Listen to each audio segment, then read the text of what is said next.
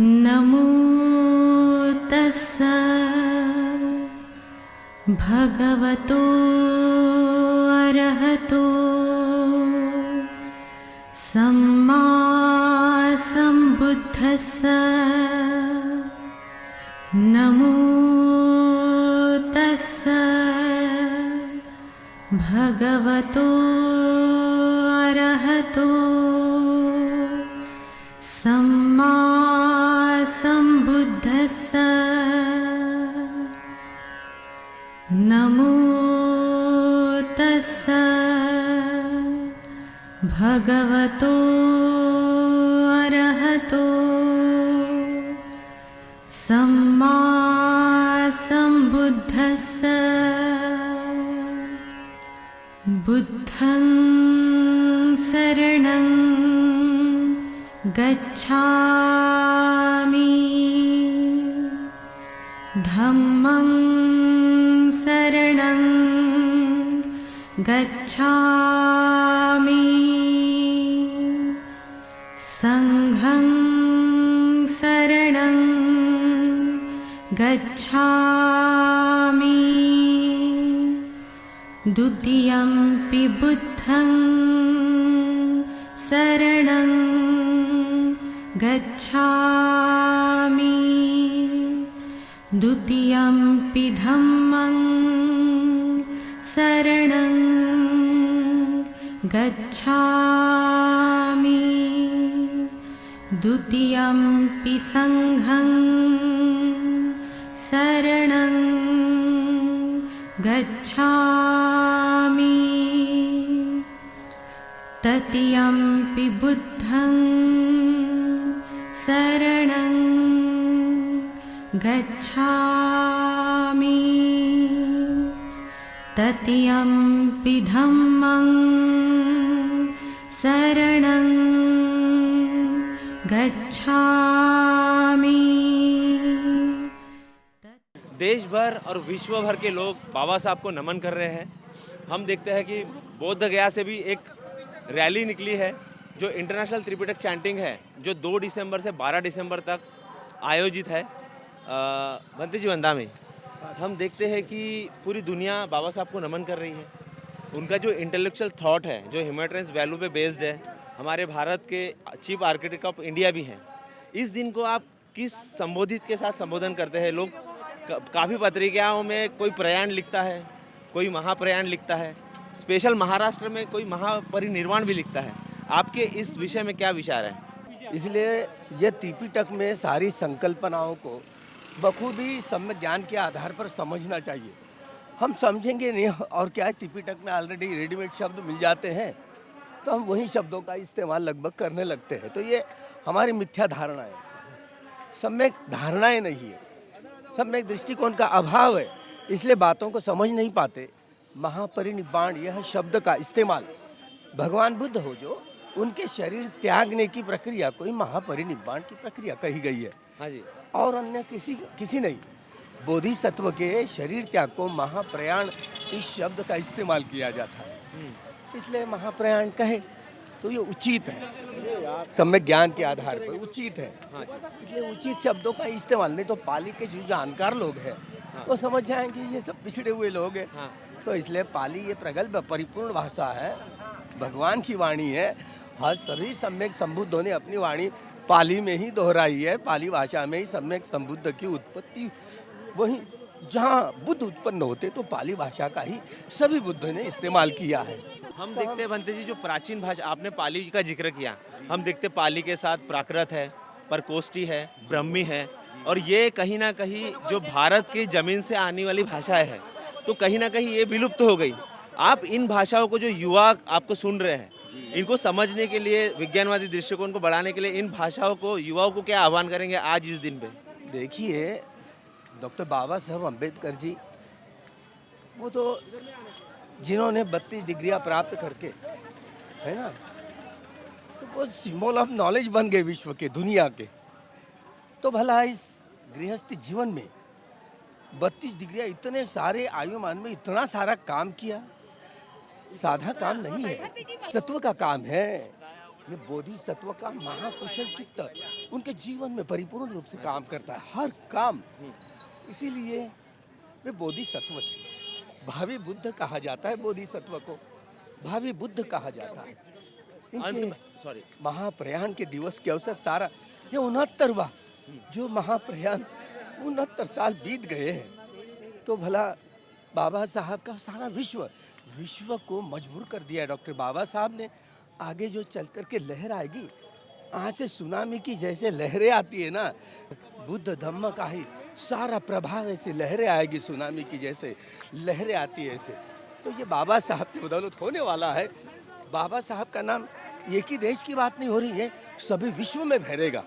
विश्व के सारे संप्रदाय की सारी दीवारें टूट पड़ेगी और सारा विश्व बुद्धमय करने की जो जिम्मेदारी तुम पर और हम पर बाबा साहब ने दी थी, यही जिम्मेदारी को समझते हुए हम महाप्रयाण दिवस को मनोनीत करें, उनकी याददाश्त करें और उन्होंने जो भावी बुद्ध होने वाले हैं इसी महाभद्र कल्प में इसकी स्मृति में रखे, याद करते हुए उनका ये महाप्रयाण दिवस पूरे विश्व में यह मनाया जा रहा है। बहुत खूब।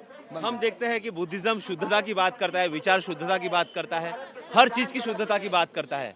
चाहे कोई शब्दावली हो जो अगर से गलत संबोधित हो रही है तो उसको परिशुद्ध करके हमने सुधारना करना चाहिए। ये बुद्धिज्म की वही धरा है जो हमें विज्ञानवादी और साथ ही साथ पूरे विश्व से जोड़ती है। हम और लोगों से बात करते हैं, जिस तरीके से मानवता के तत्व बुद्धा के वचनों से निकलते हैं और जब बुद्ध बोलते हैं तो हम देखते हैं हजारों सालों तक पूरी दुनिया बुद्धों के वचनों के साथ गुंजायमान हो जाती है, उनके साथ मानवता के रास्ते चलने के लिए तैयार हो जाती है। आज हम देखते हैं कि जब हम 2025 में आते हैं तो बाबा साहब को, चाहे वो ऑक्सफोर्ड यूनिवर्सिटी हो या कैम्ब्रिज हो, बाबा साहब के विचारों को पढ़ा जा रहा है, रिसर्च होते जा रहा है। क्या ये वही प्रोसेस है जो बुद्धा के साथ हुई, अभी बाबा साहब के साथ हो रही है? सबसे पहले तो नमो बुद्धाय, जय भीम सभी को। आज बहुत ही पवित्र दिन है और मैं पर्सनली बहुत ही भाग्यवान महसूस करता हूँ कि आज इस पवित्र स्थान में बाबा साहेब अम्बेडकर का, भारत रत्न बाबा साहेब अम्बेडकर का पुण्यतिथि में यहाँ पार्टिसिपेट हुए हैं। अभी मुझे बताया गया है कि भगवान बुद्धा और बाबा साहेब में क्या सिमिलरिटीज़ है।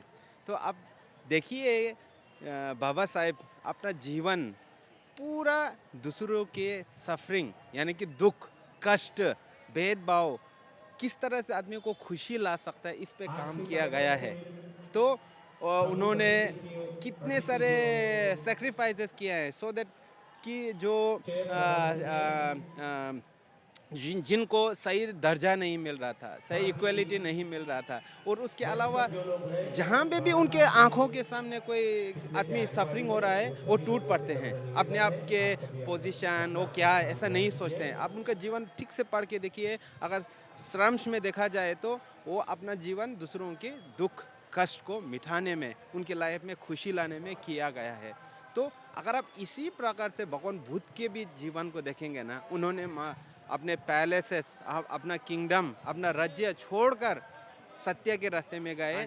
किस चीज़ की सत्य? जो आदमी के मन से, लाइफ से कष्ट को निकल सकते हैं, दुख को निकल सकते हैं। इसीलिए बाबा साहेब भगवान बुद्ध की शरण इसीलिए गए हैं क्योंकि दोनों मिलकर मनुष्य के जीवन से दुख को निकलने की मार्ग दर्श करते हैं। जैसे आपने बताया 2500-600 साल भगवान बुद्ध की है। आजकल सारे western all over the world आज के दिन को मनाया जाता है बिकॉज उन्होंने जो काम किया, जो उनके जीवित होते हुए उनका फल नहीं आया, लेकिन आज उनका जो सैक्रिफाइसेस है, उनके जो दिशा दिखाए गए हैं, उनका आज हम लोग को उनका फल मिल रहा है। भगवान बुद्ध भी कहते हैं कि मानव मानव समान है। बाबा साहब ने उसको आधुनिक भारत में संविधान बना के सभी को कॉमन बना दिया। सिटीजन्स के साथ एक बाइंडिंग हो गई कि हर व्यक्ति जन्म के आधार पर नहीं, अपने कर्म के आधार पर अपनी रिस्पॉन्सिबिलिटी तय करेगा।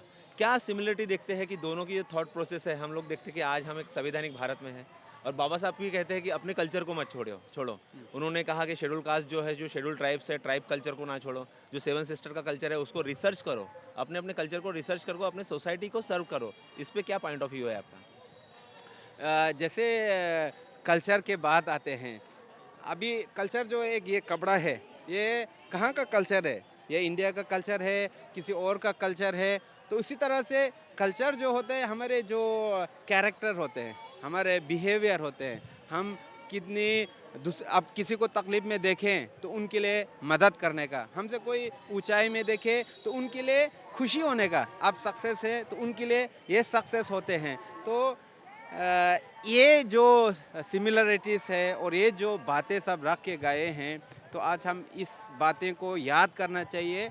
आज के दिन में किसी प्रकार से किसी को भी एक छोटा सा भी चोट नहीं पहुंचना चाहिए, बल्कि किसी के पास कष्ट है, किसी को कुछ नहीं कर सकते तो एक अच्छे से गले मिला कि उनके अंदर बाबा साहेब अम्बेडकर की ये प्रेम जो इक्वालिटी है, जब हम गले मिलते हैं तो क्या करते हैं, ऐसे करके तो नहीं मिलते हैं, ऐसे करके तो नहीं मिलते हैं, ऐसे मिलते हैं, क्योंकि वो जो है इक्वालिटी बराबरी में हो जाते हैं। तो बहुत सारा काम किया है, शब्दों में कहना कम रहेगा। मैं उनको पूरे हृदय से अपना नमन करना चाहता हूँ, वंदना करना चाहता हूँ।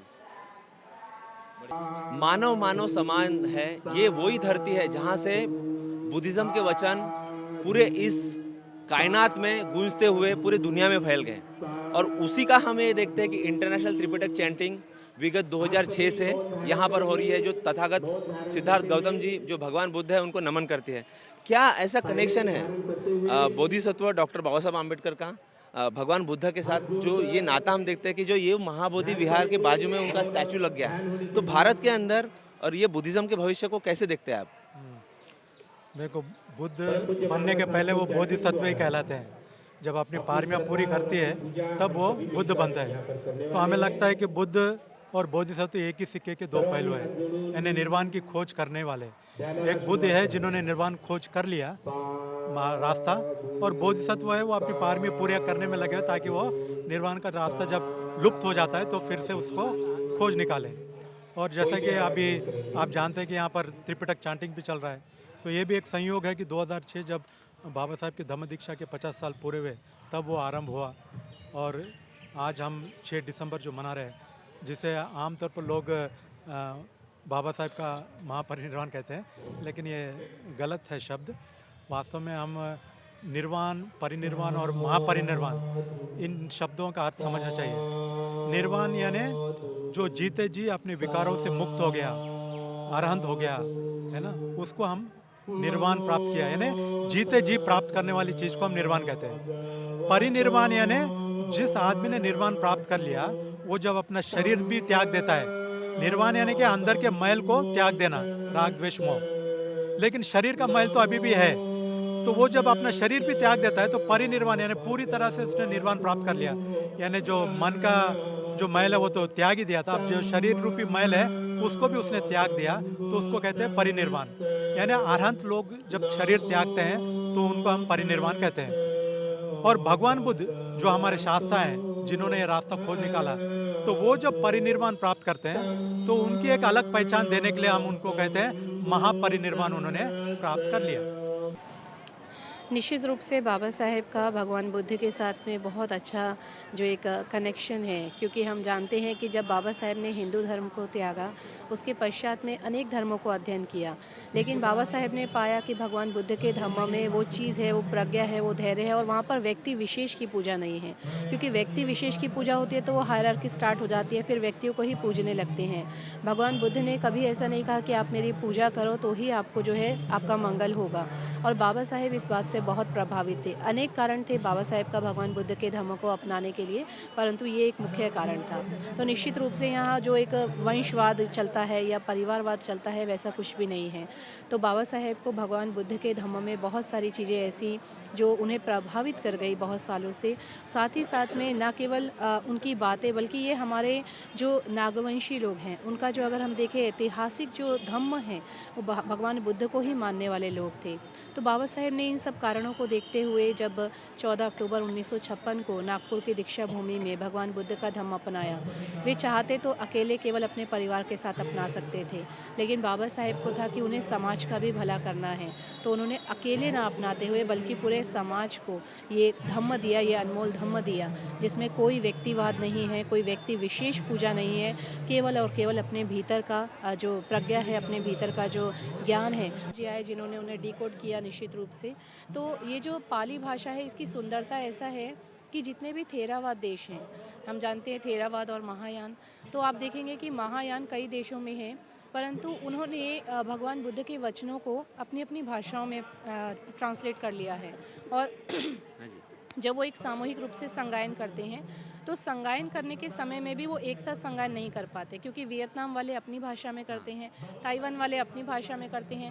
परंतु थेरावाद की ये सुंदरता है, पाली भाषा की ये सुंदरता है कि चाहे वो थाईलैंड से हो, श्रीलंका से हो, बर्मा से हो, इंडिया से हो, लाओस से हो, कंबोडिया से हो, जितने भी थेरावाद देश हैं, जब हम एक साथ मिलते हैं, बेशक हम एक दूसरे की भाषा को ना जानते हों, लेकिन जब भगवान बुद्ध के वचनों की बात आती है तो हम लोग कहीं से भी शुरुआत कर सकते हैं। अगर कोई सूत्र चल रहा है, कंबोडिया का कोई व्यक्ति कोई सूत्र पठन कर रहा है, हम लोग उसे बीच में ज्वाइन कर सकते हैं, क्योंकि हमें पता है कि वो क्या संगायन ये कर रहा है। सुंदरता है बुद्धिज्म की। बहुत सुंदरता है थेरावाद कल्चर की और पाली भाषा की, कि जितने भी थेरावाद देश हैं वो सभी एक साथ मिलकर, भाषा को ना भी जानते हो, कल्चर को ना भी जानते हो, लेकिन फिर भी एक साथ बैठ करके एक ही भाषा में संगायन कर सकते हैं।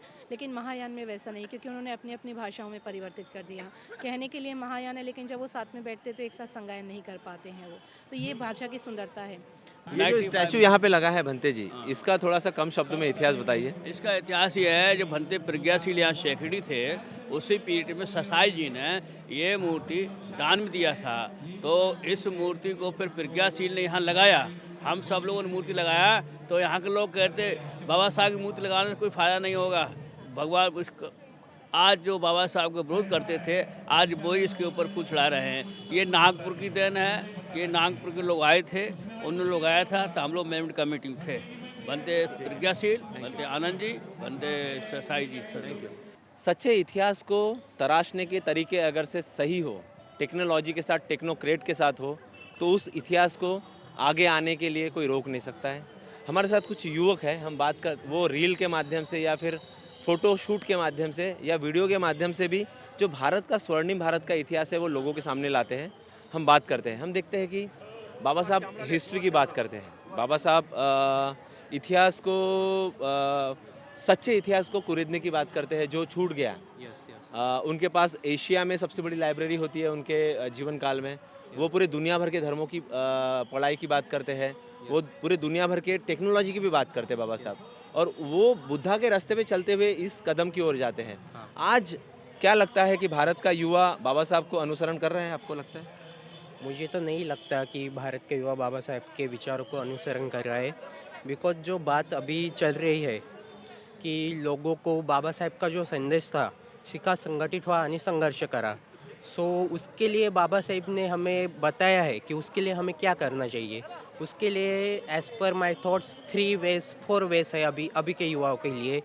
एक तो आप जुडिशियरी में जाइए, ताकि आप लोकल लेवल पे जो है हमारे लोग, जो दलित लोग हैं, उनके लिए हम लोकल लेवल पे उनको जस्टिस दिला सके।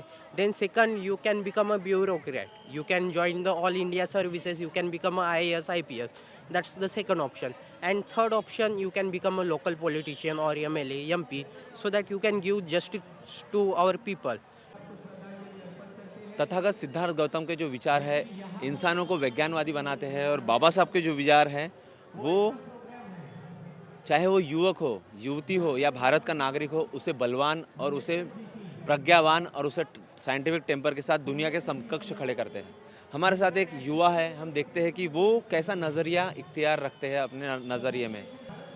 जो भारत एक संघ रहेगा, है ना, जो बाबा साहब ने भारतीय संविधान लिखा है, उस पर हम अमलबजावनी कर कर हम एक भारत को बौद्धमय बनाना चाहेंगे।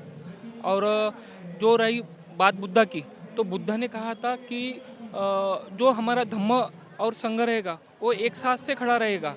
लेकिन डॉक्टर आम्बेडकर ने कहा था हमें कि सब मिलकर एक साथ काम करेंगे, तभी हम आगे बढ़ेंगे।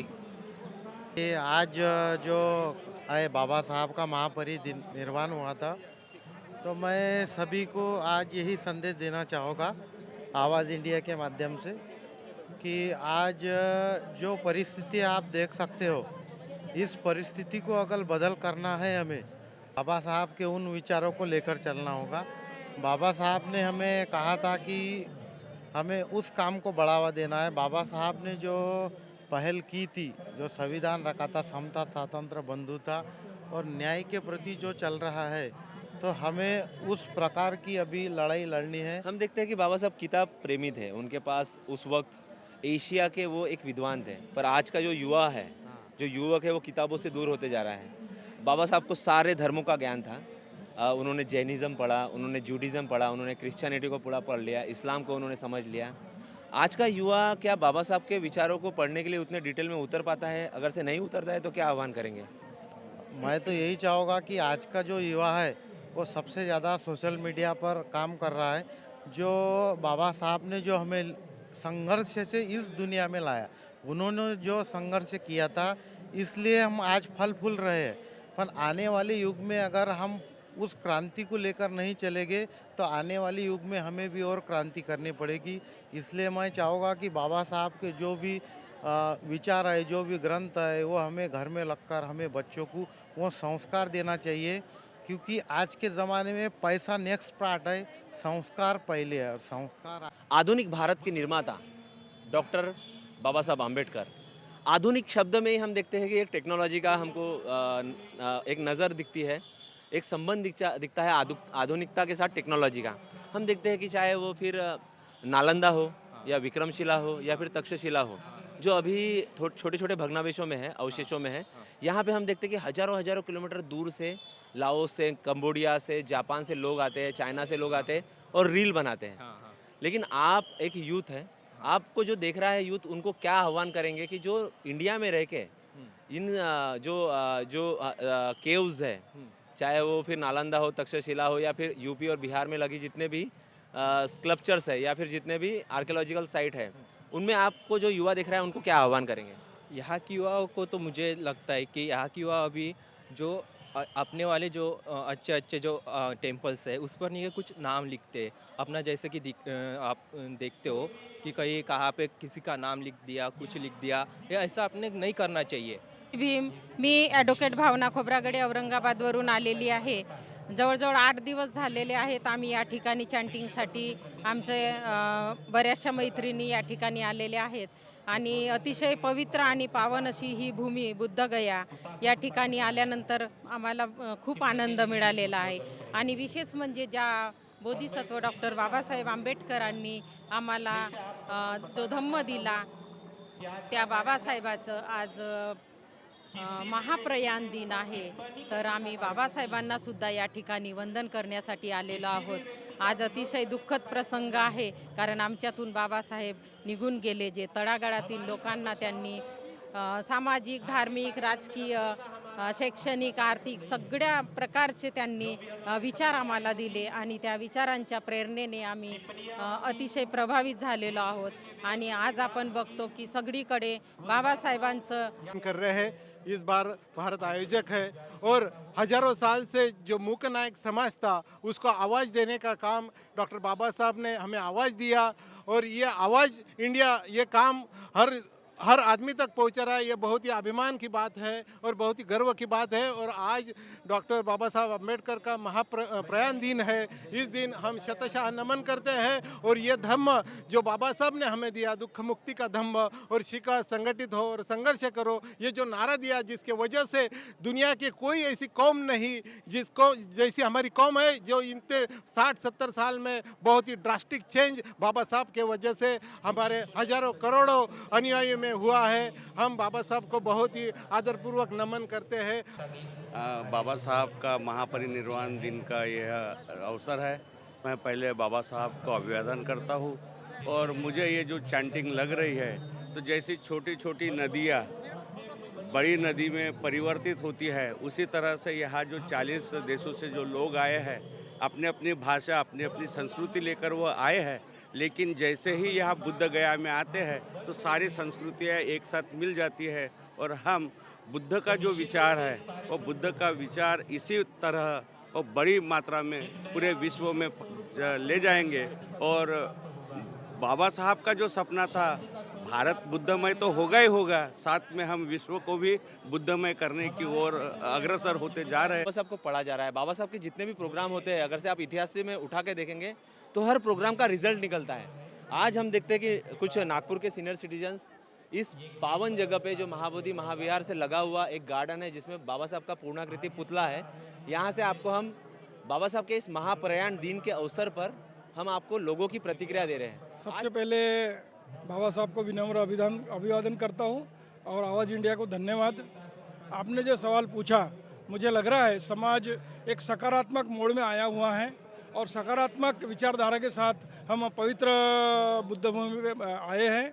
मुझे लग रहा है इस कार्यक्रम से हम एक अंतर्राष्ट्रीय लेवल का एक संदेश देना चाहते हैं और विशेष योगदान यह है कि आज बाबा साहब को अभिवादन भी करने यहाँ लोग आए हैं। तो मुझे लग रहा है कि हम एक नई सोच के साथ, नई ऊर्जा के साथ पूरे समाज को यही बता देना चाहते हैं कि जो भी समाज में नकारात्मकता या निगेटिव बातें जो आप अपन सोचते हैं उस सोच को थोड़ा सा बाजू रखें और मिलजुल के बुद्ध भगवान का मार्ग जो है मैत्री है, आपस में हम मैत्री भाव रखें। तो मुझे लग रहा है हम इस विश्व में जिस तरह से भगवान बुद्ध का संदेश है उसी तरह भारत में भी हम हमारे अपने विचार, बुद्ध भगवान के विचार, बाबा साहब के विचार और प्रबुद्ध भारत का बाबा साहब का जो सपना था वो शीघ्र ही पूर्ण होगा।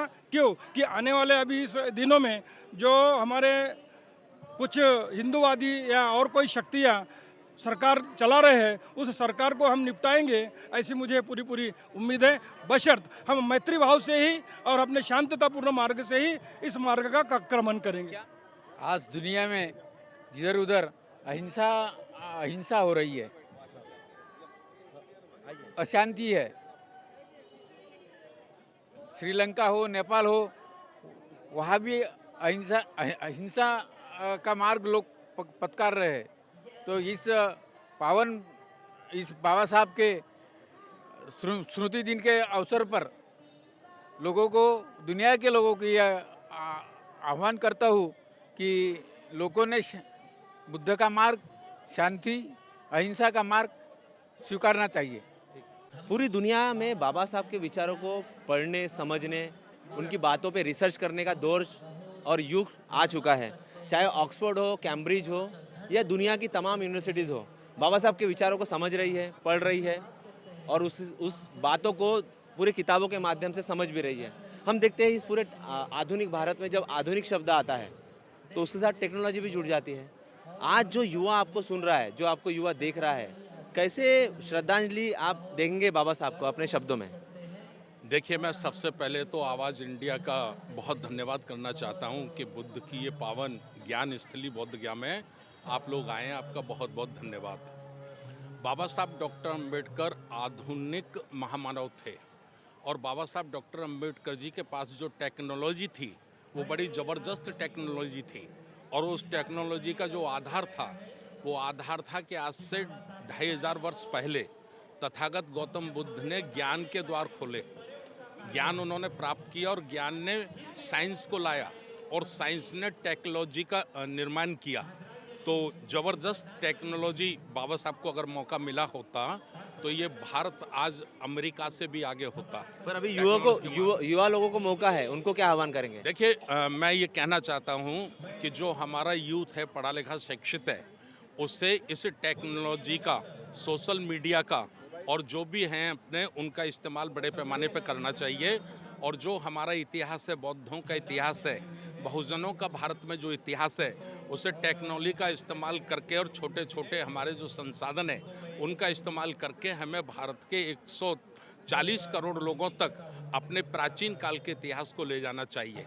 दूसरी बात मैं ये कहना चाहता हूँ कि आज महापरिनिर्वाण दिवस है बाबा साहब डॉक्टर अंबेडकर जी का और हम ऐसे एक पावन स्थल पर खड़े हैं जहाँ तथागत गौतम बुद्ध को बोधि प्राप्त हुई थी, उनको ज्ञान प्राप्त हुआ था। उन्हीं के महाबोधि बिहार से सटा हुआ ये बाबा साहब डॉक्टर अंबेडकर जी का पार्क है। तो इसमें लाखों लोग पूरे भारत के कोने कोने से आए हुए आज बाबा साहब को श्रद्धांजलि देने के लिए। मैं इस मौके पर श्रद्धांजलि इस रूप में देना चाहता हूँ कि हम सही मायने में ये संकल्प लेकर जाएं इस पावन धरती से, जैसा बाबा साहब का संकल्प था, प्रबुद्ध भारत, बौद्धमय भारत। यदि हम बौद्धमय भारत बना सके, भारत को प्रबुद्ध भारत बना सके, अंधविश्वास से मुक्त कर सके, जातिवाद से मुक्त कर सके, तो यही बाबा साहब को सच्ची श्रद्धांजलि होगी।